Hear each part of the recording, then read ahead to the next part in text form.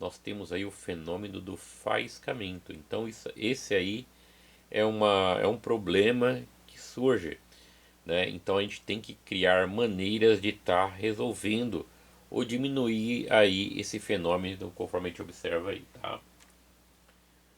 Efeitos de reação da armadura com enfraquecimento do campo, né?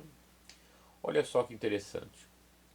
Os polos norte e sul do enrolamento de campo são representados de forma similar.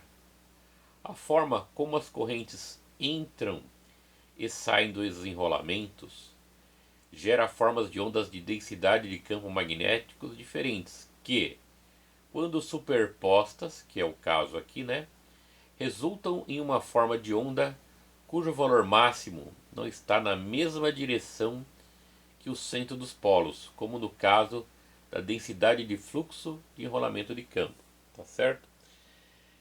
A resultante, que é essa daqui, né, tem o valor máximo concentrado em uma das extremidades do polo, devido às características magnéticas do material utilizado na construção do polo da máquina. Este efeito, né, leva à saturação. Então aqui embaixo, onde tem muitas linhas de campo, e aqui em cima também onde tem muitas linhas de campo, a peça aí está saturada, ou seja, o material saturado não passa por ele mais do que aquilo, né? Então nós estamos perdendo toda essa força aqui, ó, quando não há saturação, né? Quando há uma divisão e quando não sofre esse efeito aqui, né? Então o campo magnético aqui é mais forte que aqui, porque aqui nós temos um aumento de linhas de campo nessas duas bordas aqui, tá? Então isso daí leva o que? A um enfraquecimento do torque dessa máquina aí, tá bom? Então, né, é, utilizado na construção, esse efeito leva a saturação magnética e por isso a quantidade de linhas de campo de fluxo é reduzida, o que diminui a corrente de campo efetiva, consequentemente a tensão gerada será menor devido à reação da armadura da máquina. Se isso aqui for um gerador, né, se isso aqui for um gerador, nós teremos uma tensão menor. Se for um motor, nós teremos o que?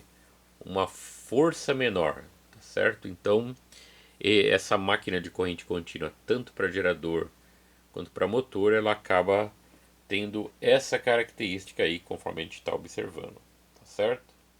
Continuando. Quais seriam as soluções práticas para resolvermos esses problemas? Então são tomadas aí, pessoal, três soluções práticas. A primeira seria o deslocamento das escovas, né? Jogando, voltando aqui um slide, para um novo arranjo de linha neutra aqui, tá certo?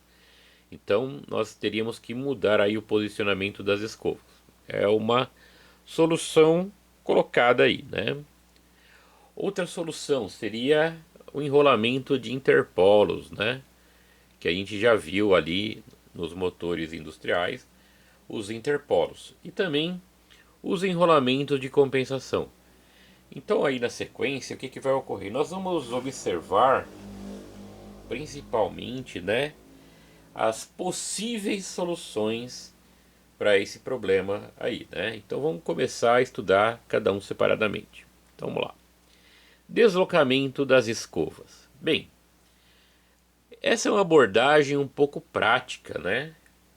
Porque a reação da armadura depende da carga, né? Nós teríamos que ter um circuito aí que as escovas deveriam ser, dependendo da carga, haveria uma mudança constante dessas escovas, né? Para que evitasse o faiscamento, tá? Depois eu vou passar um filminho aí mostrando esse ponto, né? Então, esse deslocamento ele é diferente no sentido do motor e no sentido do gerador, né? Então, seria muito inviável aí, né? Pois o deslocamento das escovas intensifica o enfraquecimento do campo, né? Conforme a gente viu aqui, se a gente fizer uma mudança das escovas, Esse campo, por causa dessa região embaixo aqui e essa outra aqui em cima, vai ocorrer o quê? Enfraquecimento do campo, tá certo? O motor vai perder torque, aí então não é algo que a gente queira, né? Senão a gente não teria feito um motor com esse tamanho. Então essa, pessoal, é uma solução obsoleta.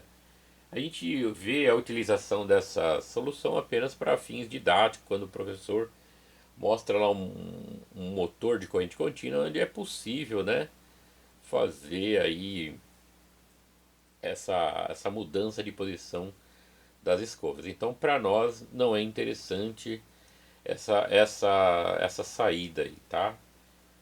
Então vamos lá, continuando.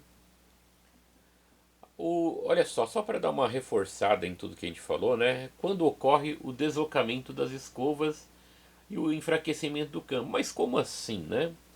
Então a gente tem, quando as escovas estão na linha neutra, né? Nós temos esse triângulo aqui. Aqui nós temos a força magnetomotriz do rotor, né? A força magnetomotriz líquida do sistema e aqui é a força magnetomotriz do estator. Olha só que interessante aqui. No momento que há um deslocamento da linha neutra, né? Nós temos aqui uma diminuição da força magnetomotriz líquida, né? Tá certo? Em relação à linha neutra na posição ideal. Então, com esse deslocamento de plano, né, que a gente pode estar observando pelo novo plano da linha neutra, né? Esse aqui seria o plano zero aqui, ó, que seria esse aqui. No momento que a gente faz um deslocamento do plano, um novo plano, né, para a linha neutra, olha só o que ocorreu, né? Nós tivemos aí uma força magnetomotriz líquida original, que seria essa daqui, né, pontilhada. E aí, por causa desse deslocamento, né, a força magnetomotriz líquida ela diminui. Por que ela diminui? Por que isso aqui diminuiu? Né? Porque a força magnetomotriz no estator, né, que produz as linhas de campo lá, conforme a gente notou, conforme foi visto, né, que esse caso aqui, ó, voltando de novo, por causa dessa concentração de linha de campo aqui e aqui, né, nós tivemos o que? Uma força magnetomotriz líquida nova que é menor do que a força magnetomotriz se as escovas estivessem na linha neutra aqui, conforme é a ideia primordial dessa máquina CC. Então, né, a gente nota o que? Uma diminuição de força aí dessa linha, desse novo plano neutro, tá certo? Continuando. Enrolamento de interpolo, né? Olha lá. A ideia desse enrolamento de interpolo, que é esse aqui, é cancelar o campo magnético gerado pelo circuito de armadura, ou seja, né, o circuito aqui da armadura. Então esse cara é ligado em série, né, aqui com a armadura, tá certo? Qual a ideia principal, né? É criar um fluxo contrário do enrolamento de interpolo em relação ao enrolamento de armadura, diminuindo dessa maneira, né, a influência da corrente de armadura aí, né, na somatória aqui, nesse ponto principalmente. Então, qual a ideia principal? É diminuir esse vetor de armadura aqui, ó, esse vetor, e aí diminuindo esse vetor, esse resultante estaria mais próxima da linha horizontal. Então a ideia, né, conforme a gente coloca o enrolamento de interpolo, é diminuir esse campo magnético aqui, ó, de BA, que é esse aqui, né, para que esse vetor resultante esteja mais próximo possível desse vetor aqui, que é relacionado aqui ao campo de estator. Dessa maneira, com os enrolamentos de interpolo, né, o que se consegue aí, né, diminuir aquele ângulo lá, né, e evitar o faiscamento e deixar o motor mais forte, né, porque não vai haver aquela dobra de maneira tão significativa, né? Aquela dobra das linhas de campo sobre a peça estatórica. Olha só o enrolamento de interpolo. Geralmente, né, esse enrolamento de interpolo aqui nesse desenho está entre as peças principais, né, entre os polos principais. Então esse interpolo está aqui, ó, entre as sapatas principais aí do enrolamento principal, né? Então o que ocorre? O interpolo eles minimizam o problema do faiscamento, né? Esse interpolo é presente em máquinas acima de 1 HP, não resolve, né, o problema do enfraquecimento de fluxo, né? Isto acontece porque os interpolos não afetam o fluxo nas faces polares, tá certo? Então é uma saída já, você já colocando os interpolos, conforme a gente pode ver aqui, né? Ao interpolo, interpolo, interpolo, interpolo, a gente já propicia o que? Uma diminuição, né? No enfraquecimento desse fluxo aí. Não resolve completamente, mas você já tem em relação ao vetor resultante lá, uma dobra menor das linhas de campo, conforme já foram visto, né? Continuando. Além do enrolamento de interpolo, temos também, né, numa máquina de corrente contínua aí, o chamado enrolamento de compensação, que é esse cara aqui, né? São enrolamentos que estão no estator, né? Aqui, né? A gente tem aqui são os enrolamentos de campo principal. Geralmente esses enrolamentos aqui, eles ficam nesse lado aqui, como se fosse nesse ponto aqui, ó.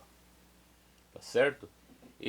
A ideia é também, né, cancelar o campo magnético gerado pelo circuito de armadura, ou seja, as sapatas polares, né?